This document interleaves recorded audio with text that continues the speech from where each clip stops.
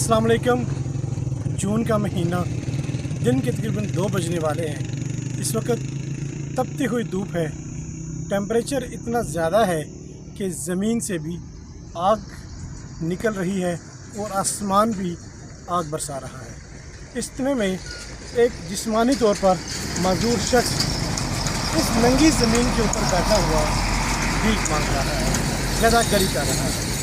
सामने इसकी फैमिली भी मौजूद है जो कि बदलब रोड एक दरख्त की छाँव में बैठी हुई है और इसके कमाने के बाद रोज़ी रोटी की मुंतज़िर होती है।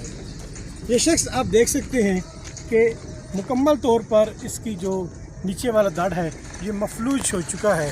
ये अपनी रोज़ी रोटी के लिए मुख्तलिफ़ जगहों के ऊपर, मुख्तलिफ़ ऐसे पॉइंट के ऊपर खड़ा होता है जहाँ पर ट्रैफिक का बहाव निस्बतन तेज़ नहीं होता। लोग गुज़रते हुए इसकी कुछ ना कुछ मदद करते हैं और ये उसके बाद अपना और अपनी फैमिली का पेट पालने की कोशिश करता है। आने जाने के लिए सामने रिक्शा भी मौजूद है जिस पे ये सफरी आमदोरफ्त भी करता है। यहाँ पर बहुत सारे अनासर इसके अंदर अगर हम उनकी बात की जाए तो यहाँ पे ये भी देखा जा सकता है कि बेशतर ऐसे भी लोग हैं जिनका नीचे वाला दड़ काम नहीं करता, लेकिन इसके बावजूद भी अपनी ज़िंदगी को सर्वाइव करने के लिए कुछ ना कुछ कर रहे होते हैं।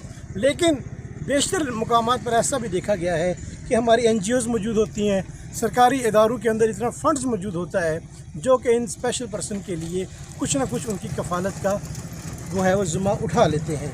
लेकिन मिन हासिल कौम हमारी ये ज़िम्मेदारी बनती है कि हम इन जैसे अफराद की कफ़ालत करें, इनके साथ आगे बढ़ें, इनकी सपोर्ट करें, जितना मुमकिन हो सकता है इनके लिए वसाइल पैदा करें या कम अज़ कम कुछ ऐसा इनका निज़ाम हो जाए कि ये 2 वक्त की रोटी सहूलत के साथ खा सकें। हमारे साथ एक राज़ मौजूद है। भाईजान से भाई आप देख रहे हैं कि कितने अरसे से यहाँ पर होते हैं? भाईजान काफ़ी अच्छे से भाई को हम इधर देख रहे हैं और भाई को भी पता है ये गाड़ी भाई के पास रुक के जाती है। तो भाईजान ऐसी बात है, हमें एहसास है इन चीज़ों का, लेकिन इस मुल्क की गवर्नमेंट को कोई एहसास नहीं। भाई की ना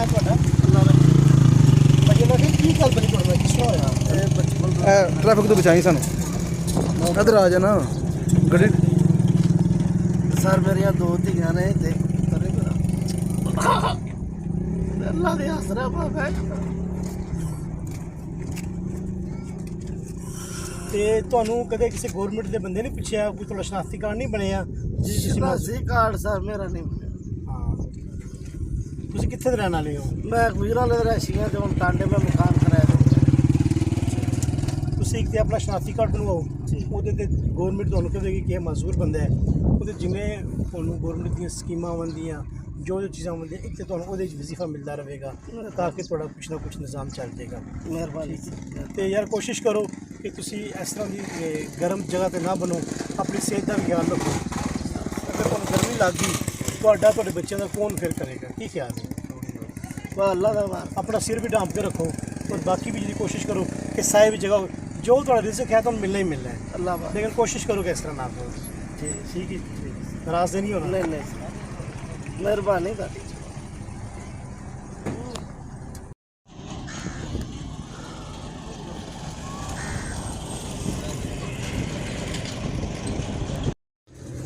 ਤੁਸੀਂ ਕੀ ਕਹਿਣਾ ਚਾਹੋਗੇ ਭਾਈ? मैं तो भाई जी यही कहना चाहवा ਜਿਹੜੇ ਬੰਦੇ तक भी ये वीडियो पहुँचे वो भाई होਰਾਂ ਦਾ ਖਿਆਲ ਕਰਨ, ਕਿਉਂ ਕਿ ਮਜ਼ਦੂਰ ਆਦਮੀ ਨੇ ਅੱਲਾ ਦੀ ਜ਼ਾਤ ਖੁਸ਼ ਹੋਵੇ, ਇਹਨਾਂ ਨੂੰ ਇੱਥੇ ਕੋਈ ਥੋੜੀ ਜਿਹੀ ਚੇਅਰ ਲੱਭ ਜੇ, ਚੇਅਰ ਦੇ ਉੱਤੇ ਬਹਿ ਕੇ ਆਪਣੀ ਮਜ਼ਦੂਰੀ ਕਰਨ। ਸਾਇਆ ਨਹੀਂ ਲਗਾ ਸਾਇਆ ਵਾਲੀ ਜਗ੍ਹਾ 'ਚ ਚਲੋ ਚੇਅਰ ਐਸੀ ਹੋਵੇ ਬੰਦਾ ਲੈ ਜਾਏਗਾ ਪਿਛਾ, ਉਹਨਾਂ ਨੇ ਛੋਟੀ ਜਿਹੀ ਪੀੜੀ ਨਾ ਰੱਖੀ।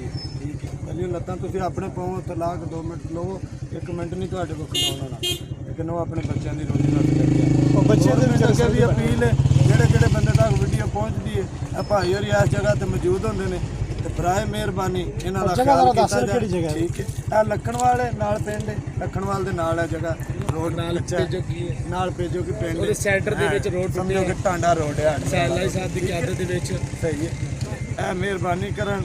ਜੇ ਕੋਈ ਸਿਆਸਤਦਾਨ ਤੱਕ ਵੀ ਵੀਡੀਓ ਪਹੁੰਚਦੀ ਤੇ ਉਹ ਵੀ ਮਿਹਰਬਾਨੀ ਕਰਨ, ਅੱਲਾ ਦੀ ਰਾਤ ਅਜਰ ਦੇ ਦੀ। ਠੀਕ ਹੈ, ਇਹਦੇ 'ਚ ਕੋਈ ਮੇਰਾ ਮਤਲਬ ਹੈ ਕਿਸੇ ਇਨਸਾਨ ਵਾਸਤੇ ਕੋਈ ਖੁਸ਼